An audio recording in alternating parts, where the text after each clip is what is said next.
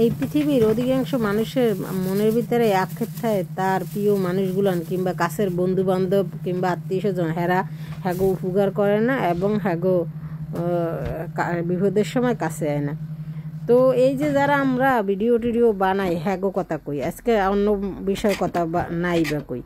প্রথমত যারা মনে করেন যে আপনজনে আমাকে ভিডিও দেখে না কিংবা কাছের বন্ধুবান্ধব আমাকে ভিডিও লাইকও দেয় না, কিছু করে না, কিন্তু এইটা যে একটা আপনার জন্য আশীর্বাদ সেইটা আপনি বোঝেন না। কারণ হইলো আপনার প্রথম যখন ভিডিও বানাইবেন সেই ভিডিওগুলো ভালো হইবে না, কথাবার্তা ভালো লাগবে না। আর আপন মানুষের লগত যেহেতু আপনি সবসময় কথাবার্তা কন, আপনার কথা তো এর কাছে ভালো লাগবেই না। আর দুনিয়াতে একটু কথা আছে আপনি জানেন না, তেল মাথায় তেল দেয়। যখন আপনার মাথায় তেল বাইয়ে বাইয়ে পড়বে, যখন আপনি একটা পজিশনে আইবেন, তখন দেখবেন যে এইসব আপনজন আপনার লগে আস্তে আস্তে আস্তে আস্তে বিলই যেরম গ্যাসে ওরম গ্যাসবে। তো ওইসব চিন্তা করিয়া আপনারা মন খারাপ করিয়া তো কোনো লাভ নাই।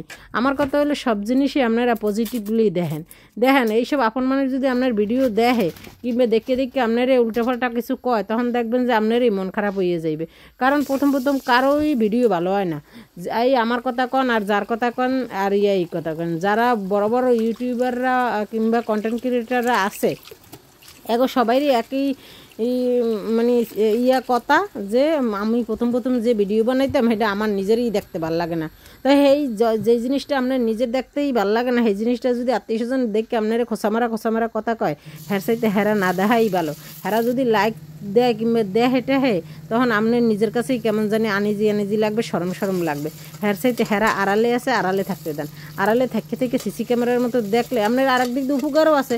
হেরা দেখতে আসতে চলে যাবে, লাইক কমেন্ট দিয়ে আপনি বুঝতেও পারবেন না, ওদিক দিয়ে আপনার ভিউ হইবে, ওদিক দিয়ে আপনার ওয়াচ টাইম হইবে।